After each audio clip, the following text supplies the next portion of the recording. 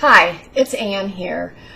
We are just weeks away from the holidays, actually days away now that I think about it.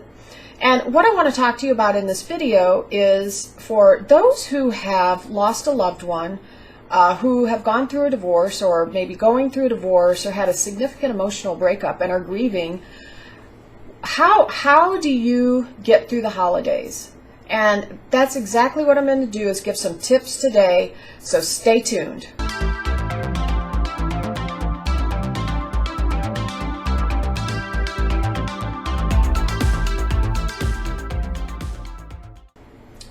All right, so the holidays are a very interesting time. For a lot of people, it's a great time. We're happy. We're looking forward to all the parties and the gatherings and stuff. But for those who are going through a grieving experience and everything that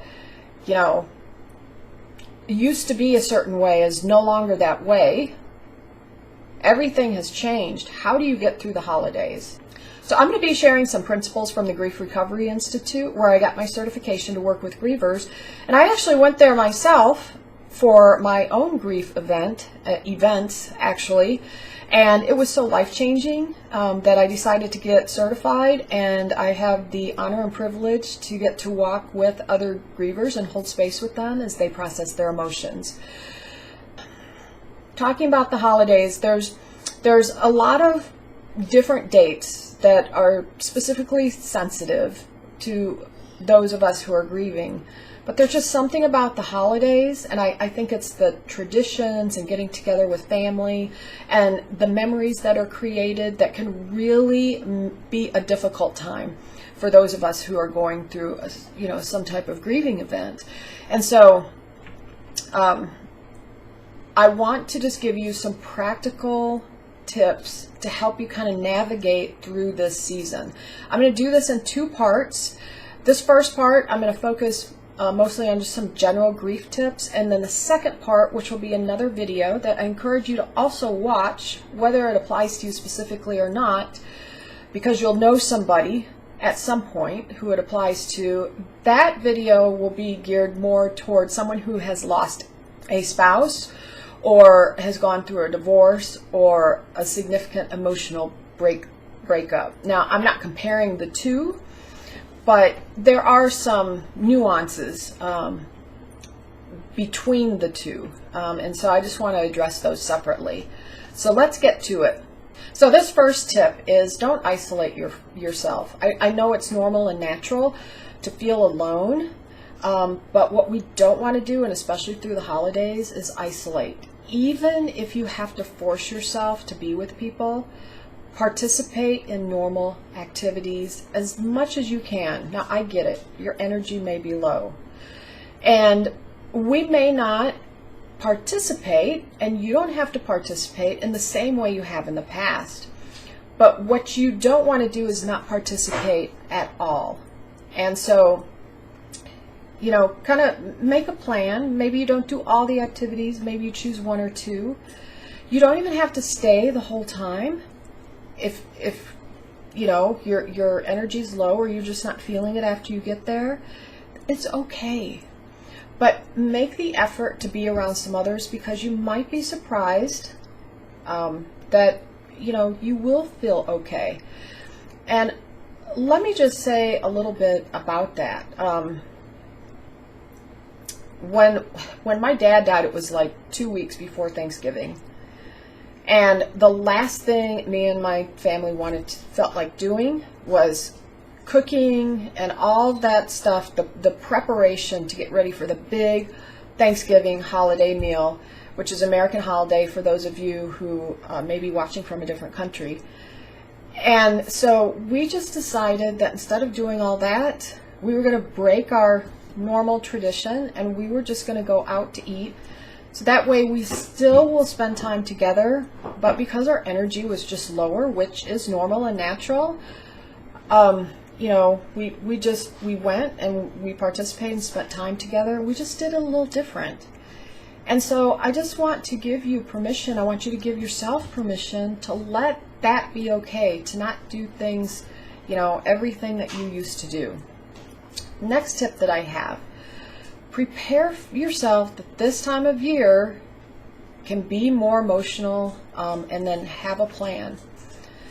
You know, sometimes you might feel okay, and then other times it's overwhelming. You know, grief is like that, because we still have to do life. You know, we're still here, even though it seems kind of surreal. Many find, you know, if you're having some overwhelming feelings, many find journaling can help, or have one or two trusted friends that you can speak with, and just let them know you're just looking for someone to listen.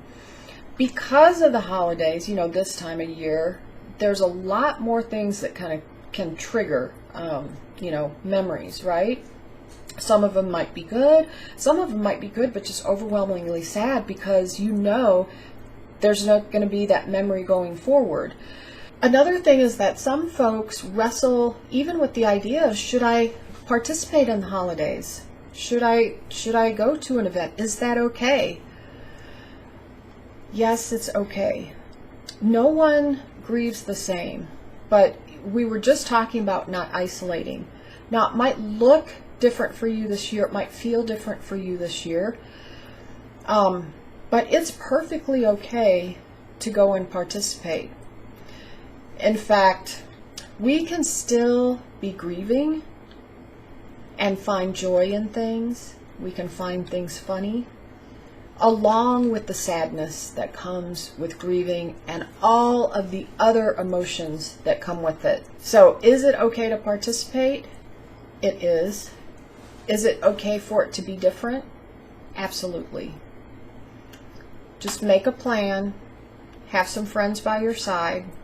Okay, the next tip is, don't misuse food or alcohol to push down your feelings. Now, we all know during the holidays, these two things in particular are free-flowing like crazy. Lots of food, lots of sugary stuff, alcohol. It's all available, and it can be really tempting to use those things to push down feelings, and sometimes we may be doing it, we don't even realize. What I'm saying here is just be aware. And you know, a lot of us may have experienced when we were kids something happening at school, coming home, telling our parents about it, and maybe it's mom, and you know, we're crying, we're upset, something happened at school, and she says innocently enough, "Oh, darling, don't feel bad. You're so wonderful. Here, I just made some cookies." And so she kind of tries to distract with that. And we eat the cookie, and we think, okay, I feel different. I don't feel better, but I do feel different. And so what just happened? A couple of things. One, we're learning that we don't need to feel. Two, we're learning that a substance outside, or something outside of us, can help us cope with it. Now, that happens enough, you know, in our childhood. And let me just pause for a minute and say, our parents don't do that to mess us up, right? We all do what we've learned. And these things have been happening for years and years and years. They're doing it because they don't want to see us upset, and they're trying to help. But if we get these kind of signals enough, you know, when we're young, as we become adults, the substances can get bigger and more dangerous, etc. And there's a whole lot of things, actually, that we can use to push down feelings. That's a different video. But going back to this tip specifically, just be aware of food and alcohol for pushing down feelings. And if you suspect that's happening, and it may, just be aware, just monitor, okay? Next tip, talk about your feelings, but don't expect a quick fix. You know, this is a process, and there's no easy way to get through it. You know, there's no pill, there's no specific thing. It is a process. But it's essential that you have someone that you trust to talk to as memories and feelings come up, and especially around the holidays. And you can just let your friend or friends, you know, one or two of your trusted confidants, right? Just let them know you're not sure what's going to come up or not, but you know, if something does, Can I call you and will you just listen? You know, you may go to the store, you see all the Christmas stuff. Now you've got a flood of memories and feelings that come up. And it's just really good to talk to somebody about it. If they're not available, journal about it and maybe talk to them about it later. But they don't need to fix you. You're not broken. You just need someone to listen. You can explain it to them like that. So that lets them off the hook too, and it takes the pressure off. They've got to make you feel better. It's not about that. It's about you being able to process your emotions. The last tip for this video is time doesn't heal, but actions within time can heal and will heal. The myth that time heals a broken heart is just that. It's a myth. Time can't heal a broken heart any more than air can jump into a flat tire. If you see a flat tire and you're just sitting there watching it, waiting for enough time so the air inflates in it again, you're going to be waiting a long time. You have to take some actions. You have to do some things. And it's the same with grieving. Time by itself is not going to help, although we hear that often, don't we?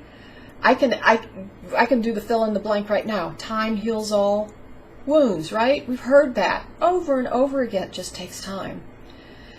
And while time is a factor, yes, it's the actions that we take within that time that's really going to help us. Just like if you call AAA with the tire, you get a jack out.